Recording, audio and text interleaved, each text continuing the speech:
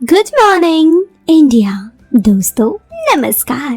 दोस्तों आप सबके लिए मैं फिर से एक बार बड़ी ही प्यारी सी कहानी लेकर आई हूँ। कहानी आपको पसंद आए इसके लिए आप ईयरफोन का उपयोग कर सकते हैं। इससे आपको ये कहानी पसंद आएगी और वीडियो के पसंद आने पर आप लाइक कर सकते हैं। चलिए अब कहानी को शुरू करते हैं।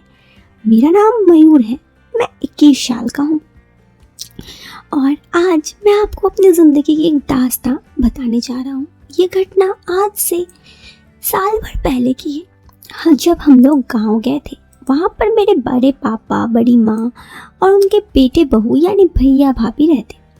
मेरी भाभी शादी से पहले तो दुबली पतली थी, मगर शादी के बाद देखने में बड़ी खूबसूरत हो गई है।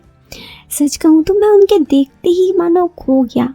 हम लोग बहुत समय बाद मिले और मैं भाभी के इस रूप में देख के दंग रह गया। वो वाकई गजब हो गई थी और लग रहा था कि मानो लाइफ में न जाने कितनी खुश है। खैर हम लोग अंदर गए। कुछ देर बाद रात हो गई। उसके बाद सब लोगों ने खाना खाया, फिर अंदर बैठ गए। बैठे बैठे हम लोग हंसी मजाक कर रहे थे। मैं भी भाभी को देख मुस्कुरा देता, वो भी ऐसा करती। वहाँ बैठे बैठे बार बार भाभी में से मेरी नज़र टकरा रही थी।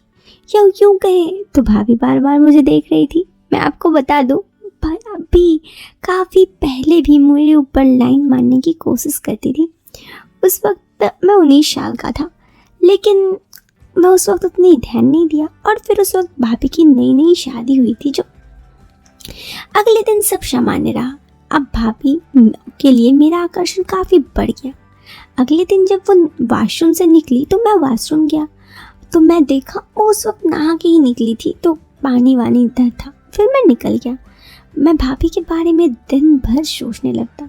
शायद उन्हें मेरे बारे में पता था या फिर वो सच में वो ऐसा करती। वो उस दिन मुझे देख मुस्कुरा दी, फिर बोली, ये मेरे माथे में पसीना कैसे आ गया? अंदर ऐसा क्या हुआ? पानी से नहाने के बजाय पसीने से नहा लिया। मैं घबरा गया और उस घबराहट में कुछ न बोलकर सीधा वहाँ से भागने लगा तो भाभी से टकरा गया।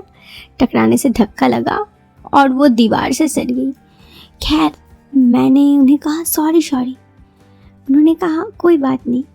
अब मैं बिना शर्म के भाभी को देखता और मजाक करता रहता। फिर एक शाम घर पर कोई नहीं था। उस दिन सब एक प्रसिद्ध मंदिर गए थे। बड़े पापा और मॉम उनके साथ गए थे। भैया काम से गए थे। भाभी अपने पड़ोस के यहाँ गई थी। मैं घर पर अकेला था।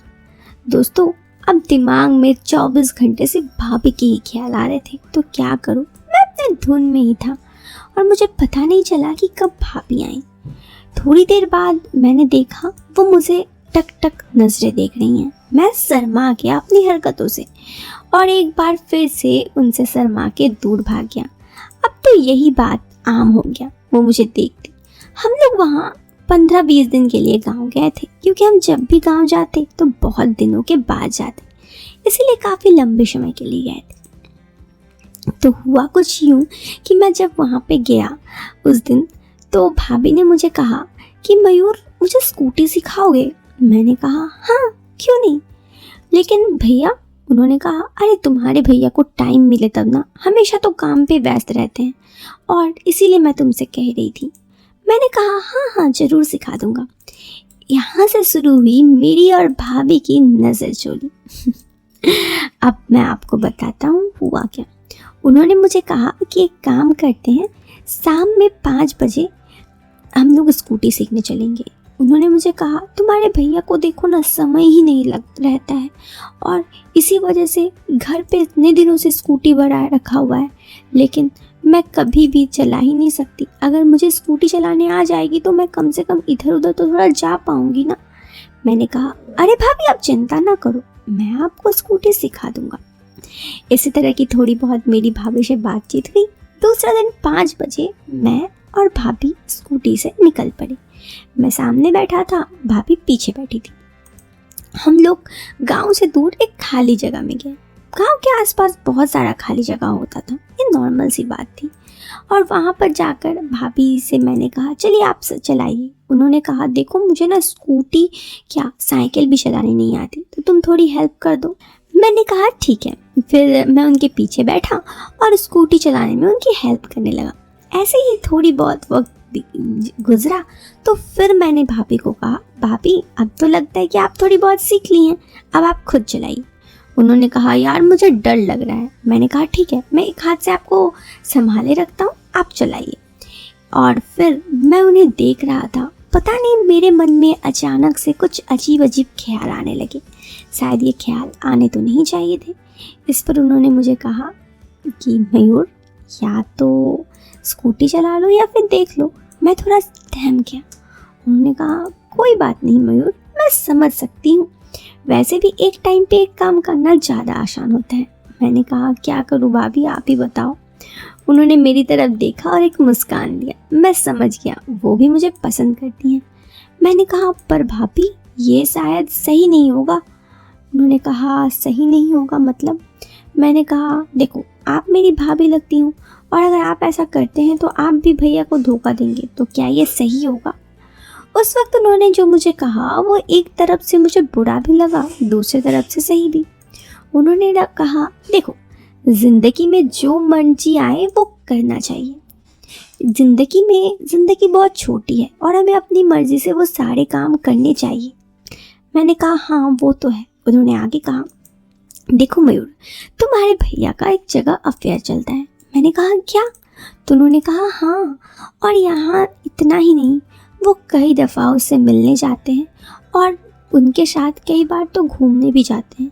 मैंने कहा, तो भाभी आप भैया को कुछ नहीं बोलती? उन्होंने कहा, अगर मैं तुम्हारे भैया को बोलूँ तो वो क्या मान जाएंगे? नहीं मानेंगे, वो वही करेंगे जो उनको अच्छा लगेगा। इसलिए मुझे भी ज़िंदगी में वो सब करने का अधिकार है जो मुझे अच्छा लगे। मैं उनकी बातों पे समझ गया था। हम दोनों वहाँ से घर चले गए। अब हम मौके का इंतज़ार करने लगे कि कब ऐसा मौका आए कि मैं और भाभी एक दूसरे के प्यार में डुबकी लगा सके। लेकिन ऐसा मौका आ ही तो नहीं रहा था, यही दिक्कत थी।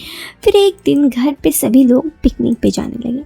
मैंने कहा, मेरे पड़ोस में एक दोस्त है, मैं उसका घर जाऊंगा, तो पिकनिक तो मैं नहीं जा पाऊंगा। भाभी ने कहा, मेरी तबीयत ठीक नहीं है, और हम दोनों बहाना बना के रह गए। ये पहली दफ़ा था जब हम दोनों घर पे अकेले थे। दोस्तों, फिर तो वो शाम भी आ गई जिस शाम का मैं और भाभी न जाने कब से इंतज़ार कर रहे थे। लेकिन फिर आप तो जानते हैं, कुछ देर बाद घर वाले आ गए। अब हमें मौका तो बहुत कम मिला एक दूसरे को प्यार करने का, लेकिन जितना मिला वो काफ़ी है। बस उसी की याद में ये कहानी। तो कैसी लगी आप हमें कमेंट बॉक्स पे कमेंट करके तो ज़रूर बताएं। पसंद आई हो तो आप इस वीडियो को एक लाइक कर सकते हैं। दोस्तों, चैनल पे पहली बार आए हैं तो चैनल को सब्सक्राइब करें ताकि आपको इसी तरह की इंटरेस्टिंग और मज़ेदार रोमांटिक कहानियाँ हमेशा आपके पास पहुँचती रहे। हम मिलते हैं फिर एक नए वीडियो में एक नए और इंटरेस्टिंग टॉपिक के साथ। तब तक के लिए बाय, टेक केयर, बाय।